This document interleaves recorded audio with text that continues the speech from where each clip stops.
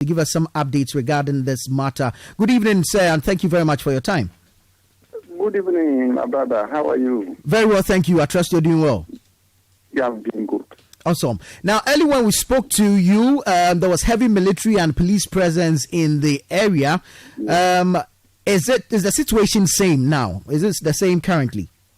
Yeah, the situation is escalating as we speak now. Because in the morning, the issue was only centered in Kpandai. But as we speak now, it's escalating up to Blajai and Kanchina, Etejeli, and some other areas.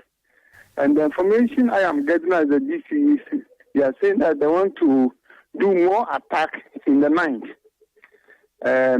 So we are building up the security agencies to try to take cover so that at least lives and property can be at least guarded against.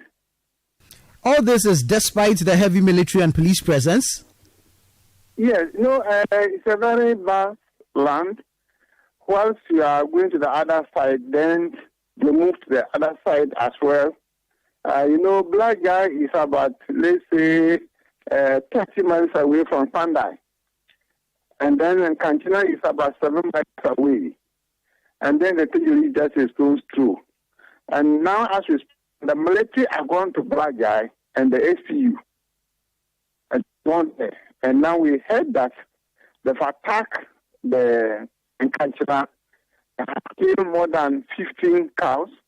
They have burned their houses that the Fulani lives in. And then equally, same have done to Ketejeli. They have burned their sleeping place. They have killed more than 10 cows at that place as well. So that's the situation on the ground. Right. Now, we wonder, if there's heavy military and police presence and yet the issue is escalating, as DCE, you're automatically the head of DISEC, and we want to believe that DISEC has met over the matter. What conclusion did you come to? What strategies are you mapping out to control the issue? The decision that we have taken is to get more military and the police presence, so that we can deploy them to various areas, so that they take advantage and make sure calm the situation down. And as we speak now, I'm yet to report again to the regional minister and the regional coordinating council, because I just left the room whilst your call came. And so I need to talk to you before I report to my minister. Right. Initially, I didn't want to report to you. I wanted to have discussed this one with my regional minister before coming back to you. But I thought that, since you wanted to hear the update, I need to give it to you once I talk to my regional minister.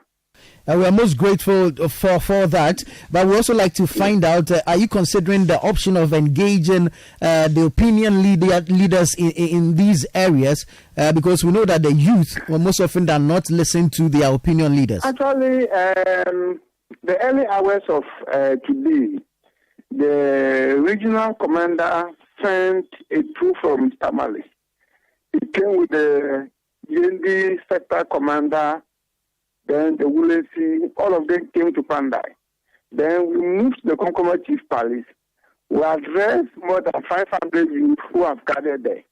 And we told them that, look, yes, it is important to be angry, but your anger should not lead you to sin. In as much as you are angry and you go and sin, it is wrong.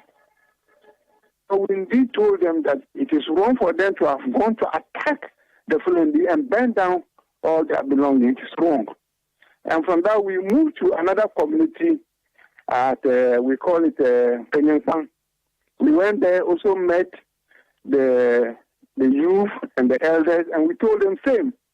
And then we moved to police stations, and then we also spoke to the Fulani. And then we moved to where they burned the houses and also advised the Fulani and other people who are around there. So I am surprised this is escalating to other areas that have no idea about whatever that has happened to Kpandai yesterday, and it is escalating into those areas. Rather unfortunate, but security is now a matter of question. Want to find out for indigents of Kpandai who may not necessarily be interested in this clash or disturbance. What assurances do we have for them to be able to go about their business without fear or panic? Yes. Fear and panic, yes. You know, every bullet doesn't know the owner that you are targeting. And what we need to caution everybody, and since this happens in the night, I only have to say that people should be very careful traveling in the night because you might not know whom you are meeting. I get it. So in as much that we are putting in place security measures, we also caution people that travel in the night to be very careful so that you don't meet any bullet that is not targeted for you. Very well. Now, finally, before we let you go, if you can briefly sum up the reason for these attacks, which we have now come to understand are actually reprisal attacks. It's like my earlier comment. I mentioned that a gentleman was on his way to his community in Yankpan. On the way, he met unknown two people who have allegedly attacked him, and they called them that they are Fulani herdsmen. Allegedly. I getting it. Right. So after that, the Konkombas mobilized and attacked the Fulani herdsman chief in Kpandai town, burned his house, took all his belongings away, and killed most of his cows. Have any lives been lost in this disturbance? No life has been lost, but the first man who was wounded, who happened to be a combat, he was seriously wounded, and as we speak now, they've taken him to Tamale. He's responding to treatment. And even in this process, a policeman motor has been banned. So these are some of the issues that we are facing. Do we know if any arrests have been made? For now, no arrest has been made. Initially, they have arrested 3 people. And I learned the way the mob came after the police, they released the 3 on condition that later they'll go back for them. So now the way forward is to call for reinforcement to beef up security in the area. Exactly. That will help all of us. All right. Thank you very much. Mr. Emmanuel Kofiatak Tatablata is the District Chief Executive for Kpandai in the Northern region.